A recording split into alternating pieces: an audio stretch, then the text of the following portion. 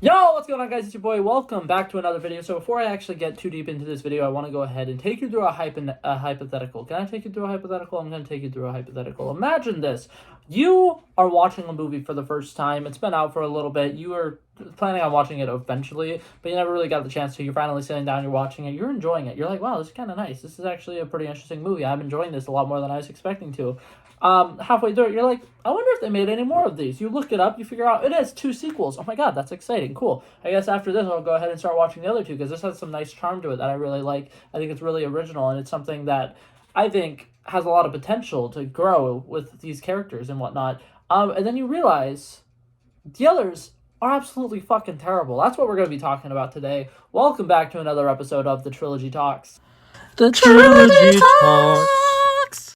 Okay, so today I am going to be talking about the Pitch Perfect trilogy. This is a trilogy that is really good, but kind of, I feel like is a good embodiment of why some trilogies are absolutely terrible and should not be made into trilogies. So the first Pitch Perfect movie, in my opinion, is a really good movie. I love it. Everything about it is really great. It has a nice quirky charm to it. The college vibes in it are fantastic. It's a very grounded movie that I think it really does a great job of building certain characters, building certain relationships, and everything about it actually seems pretty good. Watching that movie, I definitely could see why somebody watching it would be like, you know what, this deserves a sequel. Let's make another one, right? Second one comes out, relatively good. It does a good job of making a purposeful movie because here's the big thing about making a sequel. If you're making a sequel of a movie and it's just a cash grab and you're just trying to use characters that people already like, it comes off that way. If you're just doing it, as a way to try to make money, it's obvious. Whereas if you're doing it to tell another story, that's a different story. So the first Pitch Perfect movie, we follow Becca, which is Anna Kendrick's character, and we follow her. She's a little more like different than a lot of people. She listens to a lot of different kind of music. She's the kind of person who would say, "I know an underground artist," and actually mean an underground artist. She is joining the world of acapella, knows nothing about it, isn't super duper interested in it. She's a music producer that kind of starting to build that with her character in this movie as well. It's pretty good. And then she also has a relationship with the main guy who at the moment, in my mind, I can't remember his name at all. But they end up getting together by the end of the movie. It's a really cute relationship. It's really nice. Anna Kendrick's character in this movie, pretty good.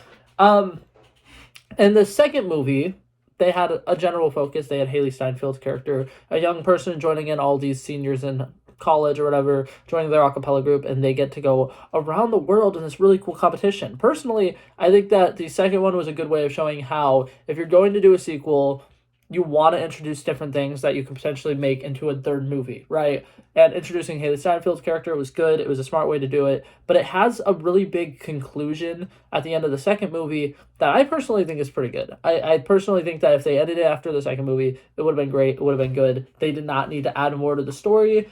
And I feel like the third one, they even mentioned that. Like, at the beginning of the movie, they're kind of like, why are we still following these people? These people haven't done anything since they got out of college. And when they were in college, yeah, they were cool and whatnot. But afterwards, they're an a cappella group. They all go their separate ways. Some of them are becoming nurses. Some of them are becoming music producers. Some of them are just waitresses or whatever. Not really anything interesting worth watching. And the fact that they portray that in the movie and it basically say that, hey, this isn't worth watching, is kind of like a kick in the gut in a sense, where they're like, hey, yeah, you went to come see this movie, but we're gonna start off explaining why this movie actually shouldn't have even really been necessary. It's kind of a stupid movie. And then they try to introduce interesting cool character aspects for characters who we've known the entire time, and they just come off as forced and dumb.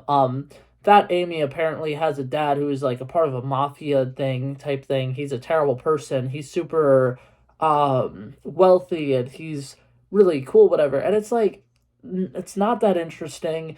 Another thing that I don't like about the third movie is Anna Kendrick and the guy that she's dating just aren't dating anymore. And the reason for that is because the actor couldn't come back because of scheduling conflicts, whatever.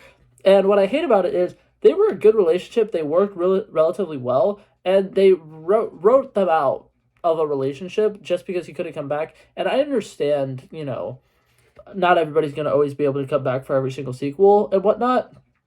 But the fact that they got rid of that relationship just because the actor couldn't come back kind of bothered me, because now in this movie they're showing Anna Kendrick with a new love interest who doesn't have as much chemistry. doesn't seem like he's trying to use her, but it kind of seems like he thinks that he's better than her in a sense. But I don't know. I don't like that storyline of the third movie. I think that everything that they did with Fat Amy and her father was stupid, and I think that the third movie is a big example of why if you try to go too big, you're gonna make a fool of yourself. You're gonna look bad. It's the same reason why a lot of people don't like Cars 2, because they went huge instead of going deeper into the characters and trying to maybe find like a new character to focus on. They didn't, and I think that it kind of sucks a little bit. I definitely think that there's a lot more interesting things that they could have done with a third movie if they made a third movie. But I personally feel like this is a big example of Hollywood being like, this made money, let's do it again. And not really having a valid reason to do it again, and not really actually putting in work to make characters that are likable and worth watching. And there was no character arcs in the third movie at all. So, overall, love the first movie. I think it's great. The second movie, it's not as bad. I mean, it's not as good, but it's still okay. It's definitely worth the watch.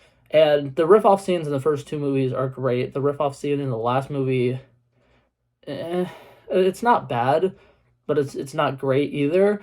And then there's also a lot of like really forced humor in the third movie. Like I feel like the first two do a great job with the humor and making things work relatively well, and then the third movie is just kind of like embarrassing, to be honest, and it's not nearly as good as the first two, and it's kind of like, well, that's disappointing. But yeah, so the first movie I definitely think is a great movie, and I'll watch it consistently a lot.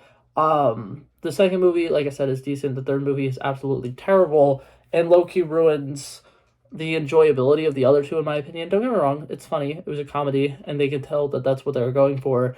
But the overall story just completely lacks, and all the humor falls flat on its face, and it's not enjoyable. And that is why this is the first trilogy that I think is not a great trilogy. I'm creating a new ranking system for my trilogies instead of just giving it a score like as if it was a movie. We have the perfect trilogy, the terrific trilogy, the terrible trilogy, and the tragic trilogy. And this one I would put in the tragic trilogy. It was, the first two movies were great, very enjoyable, and then the last one kind of ruined it. That being said, I definitely would recommend watching the first two movies. And if you want to watch the third movie, it's kind of like on the level of Sharknado, where it's so bad that it's fun to watch, in a sense. But yeah, so that's it for this video, guys. Hopefully you guys enjoyed it, and I'll see you guys in the next one. Peace out.